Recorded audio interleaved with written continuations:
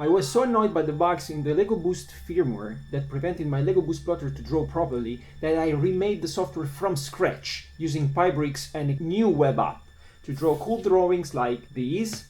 or these, so check this out.